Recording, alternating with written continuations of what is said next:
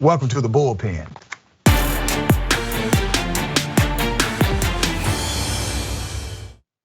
On the Bullpen today, I have Benji Backer, president and founder of the Conservative Coalition.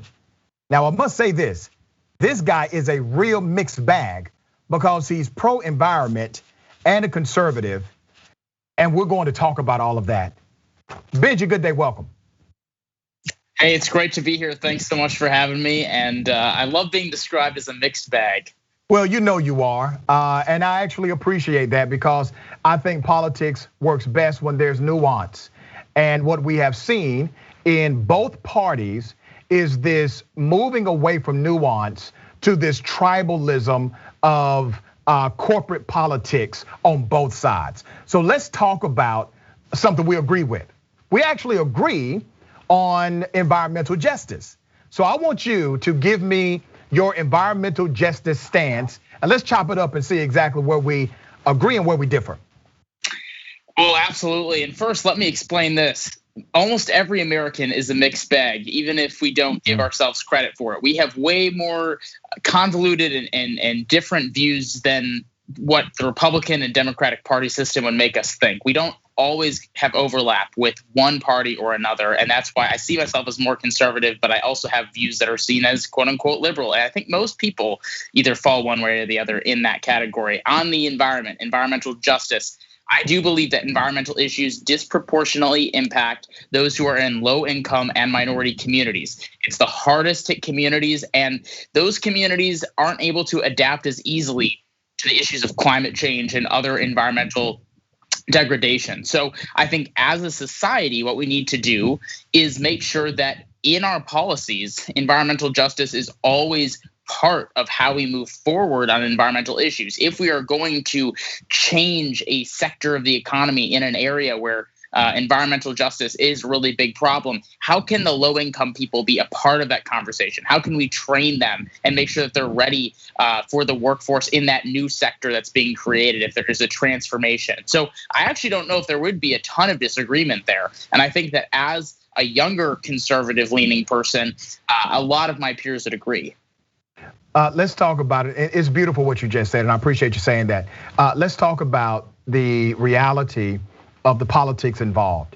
I agree with you 100%, and I've been saying this for years. The reason why we, especially in the Black community, the reason why we should look at environmental justice as also civil justice is because of what you just described. It actually impacts our communities quicker, and the impact is even more severe. And we have seen this happen over and over again, from the city of Flint to environmental issues happening in urban communities without any real remedy. But Republicans, your colleagues, are typically the ones who are antithetical to legislation that would really take this issue seriously. So let's go to the Green New Deal. That was massive. That was a massive idea, right? What were your thoughts about the Green New Deal? Well, look, the Green New Deal might sound good, but it is simply just an idea. There is no policy substance behind it. There are only goals and aspirations. There's not an actual path of getting there. The reality is environmental issues, specifically climate change, which the Green New Deal is supposed to tackle, is a global issue. We need all countries involved. We need all industries involved. We need all individuals involved. The Green New Deal doesn't include the rest of the world. There's nothing that is replicable in the Green New Deal to other countries. And on top of that, it's not feasible here in the United States because there's no policy behind it. There's nothing that you can actually pass to make a difference on it. And on top of that, the limited policy that they do have, which is basically mandating 100% wind and solar, isn't possible. It isn't something that we can do here in the short term. And right now, it doesn't seem like it's something that we can do in the long term as well. We need to be having a conversation about all energy sectors. We need to be having a conversation that includes local government, state government, the federal government, and companies. And it just doesn't do that. It's very one size fits all or nothing, boom or bust. And we can't have that if we're hoping to fight climate change. Let me tell you why I disagree with you fundamentally. I definitely understand your point of view about the Green New Deal. The Green New Deal is what we call a political framework, where it lays out agenda, it lays out a goal and it goes full throttle. Here's what that means. They are asking for 100%. They're saying these are the conclusions. These are the outcomes that we can achieve, right? So maybe you don't agree with the full outcome. Maybe you don't agree with 100% wind or solar, et cetera. That's fine. You don't agree with that outcome. But maybe you agree with 75% of it. Maybe you agree with 60% of it. And I think what has happened in this conversation about the Green New Deal has not been genuine across the political aisle. And I know you're a smart guy, so I want you to understand it from a different context. The Green New Deal is not a policy. You are correct. A policy is a social contract between the community and government codified in statutory language, typically known as legislation. That is not what it is. The Green New Deal is a framework piece. And that framework did exactly what it was supposed to do. It got you talking about it. It got me talking about it. It got Republicans talking about it. It got Democrats talking about it. And because of that framework, you have more conversation around environmental change and environmental justice than ever before. But it took a massive framework like the Green New Deal to spark that dialogue. But what has happened, brother, is that many on your side of the aisle decided not to be genuine about the conversation of climate change and denied the actual science connected to climate change. And that's one thing the Green New Deal does. It adheres to and respects the science that's well established about climate change, while people on your side of the aisle, brother, they say the science is not settled. Well, I have to completely disagree with that. First, with your explanation, that does make sense. I mean, look, we are talking about the Green New Deal, and that means that we're talking about climate change. But talking isn't good enough. We need to be starting to take steps in the right direction to fight climate change and actually acting, not just talking about it. There have been over 24 bipartisan climate policies in Congress over the past couple of years. AOC and the other Green New Deal folks have not gotten onto one of them. They haven't gotten onto any of them because they said they don't go far enough. Well, the reality is inaction is the least amount of action that you can get, and steps in the right direction on bipartisan policies that are sensible is at least a step in the right direction. Okay, let's talk about that. There are Republicans in Congress who have their own climate plans, who have passed the biggest investment in climate change policy of all time in December that we don't talk about. And that's a legacy that is starting to be created. Let's talk about what we know of the Republican Party. We know that you just talked about the globalized nature of climate change and how we have to be part of a global infrastructure. I agree with you. But your Republican president said we do not need to be part of that global infrastructure. And then somehow he got those same Republicans who voted on some climate justice bills to agree that we did not need to be part of a global conversation or be part of a global remedy or global solution as it relates to climate change. Don't you find that to be politically schizophrenic when you have one policy saying we need to be part of a dynamic solution in a global context, and then you have the leader of your party saying we do not? Well, first of all, the leader of the Republican Party for the past 4 years is one person. There are hundreds of elected federal Republicans and thousands of elected state-wide Republicans, and even more at the local level. Those folks have been leading on climate change over the past 4 or 5 years because of our organization, the Conservation Coalition. That is progress. And despite what the president says, and despite what he peddled in some of the debates and that sort of thing, emissions continue to fall. Now, are you talking about the current president or Donald Trump? I'm talking about Donald Trump. He talked about how climate change wasn't. We really, let me just say this, brother, for the sake of the show. Because of the rhetoric around him, let's refer to him as former president, because he still thinks he's the president, and a whole lot of Republicans still think he's the president. So thank you. Okay. The former president, who talked a lot about how climate change wasn't real, did a lot of damage to the Republican Party's legacy on climate change for the past 4 or 5 years. But I don't think that should overshadow the hundreds of Republicans who aren't Donald Trump, who have been leading on climate change over the past 4 or 5 years. There has been an immense movement within the conservative movement. And on top of that, I don't have a problem with the United States seeing the Paris Accords is not a great answer. The reality is a lot of scientists who are climate scientists on the IPCC and UN advisory committees also don't agree that the Paris Agreement does absolutely anything to further the climate change conversation. So I don't think that we should be basing whether or not conservatives are going in the right direction based off of one person or one international agreement that doesn't do anything to lower emissions. Let me tell you why I disagree with that. Donald Trump, while he's one man, represented the most powerful seat in the land. So you do have to consider what his policy agenda was. That former president took y'all back, brother. I mean, let's just be authentic about it. Can you say right here on my show that former President Donald Trump took y'all back? And I'm talking about people like you who actually know, listen, we need to take care of the planet. We're Republicans still, we're conservatives, but we still need to take care of the planet. Would you not say boldly, listen, that man took us back on that idea? I would say that while he refused to take action on climate change, the rest of the conservative movement continued to go forward. Like I said, there were dozens of Republicans who passed climate policies during his time as president. So I don't like to focus on one person. Did Trump I'm a sign them into law? In federalism. I believe in Trump federalism. sign them into law? I got you. Did Trump sign them into law? He absolutely did. He signed all of those pieces of legislation into law. He signed the ones that were passed into law. Okay, so if he signed all of those pieces of legislation into law, and we still have you all being slow to the table as it relates to environmental justice, then one would argue that what was passed into law was really a watered down version of environmental justice and not the true environmental justice that you were looking for. Well, look, I mean, change doesn't happen overnight. These were steps taken in the right direction just 6 months ago. I mean, the biggest investment of climate change technology in US history was passed in late December 2020. I mean, we're just seeing the first inklings of this bill in real life right now. But the reality is, environmental justice is not a partisan issue.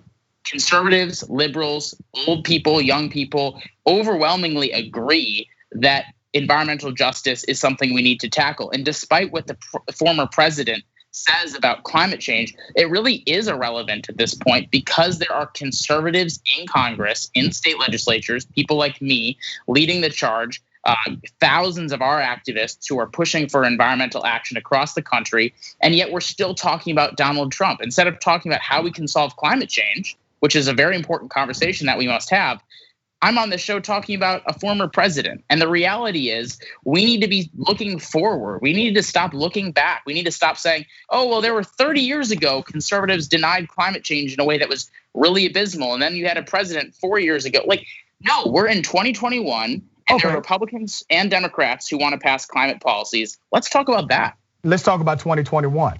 A recent poll that was done showed that roughly 15% of Republicans believe that climate change or the issue of the climate is a major issue in America. Compare that to roughly 85% of Democrats.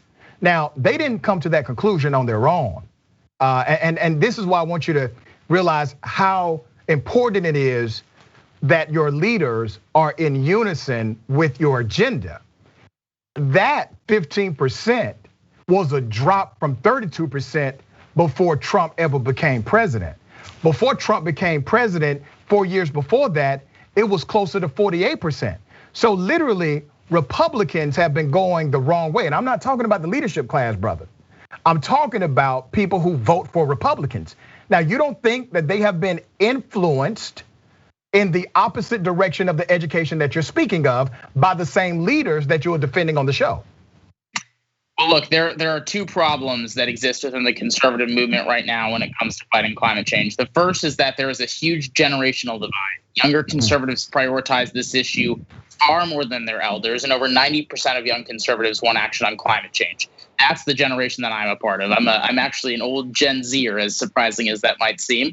And Donald Trump did put the party back in a way on climate change because of what you just talked about, a decreased involvement in the climate change conversation, particularly with older Americans.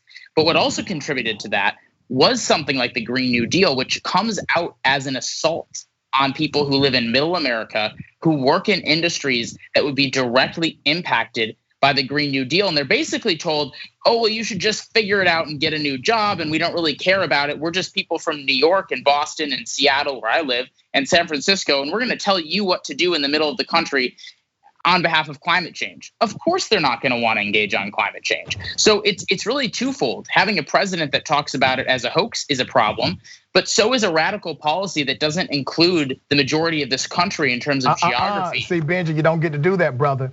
You just said it was not a policy, and now you're citing it as a policy on the same show. You just proclaimed it is not a policy. They claim it as a policy. But it is, sir, it is a framework. It is a political framework. We have established that. You have acknowledged that. You said it was not a policy in the beginning of the show. You can't now claim that it's a policy when it fits your argument or narrative. So let's be authentic. I said it came across to those people as a policy that goes against their values. And that's how it's billed. It's not billed as a framework. It's billed as a policy. It's not a policy, but it's billed as one. And there are people in the middle of this country who feel incredibly attacked by this one size fits all quote unquote policy that is supposedly supposed to fight climate change, but also take away their livelihoods, which is what it would do if it was pursued. If it was pursued, let's talk about the Green New Deal for a moment, then I'll go to something else. If it was pursued, definitely you would have to be thoughtful about implementation. And nobody said this could be implemented overnight. As a matter of fact, those that support it even say it will not be implemented overnight. It would have to be implemented by way of process. And you already know this, many Democrats, especially corporate Democrats, they were adversarial to the Green New Deal. They decided to distance themselves from the Green New Deal, which I thought was a mistake. I still think it was a mistake because there were elements in the Green New Deal that should have been talked about on a more mainstream level, because without the conversation, you never spark the innovation necessary to get us to the space of environmental justice, real environmental justice. If you do not have a hardcore, no compromise attitude about environmental justice, you know what's going to happen, Benji? Corporate players who have won time and time again the argument of environmental justice, those corporate entities will continue to win at the end of the day. You know and I know the fight for environmental justice is not just a political one, but it is a fight against corporate interest, right? I would say that if you believe in fighting for environmental justice, as I do, then the last thing that you should be supporting is the Green New Deal.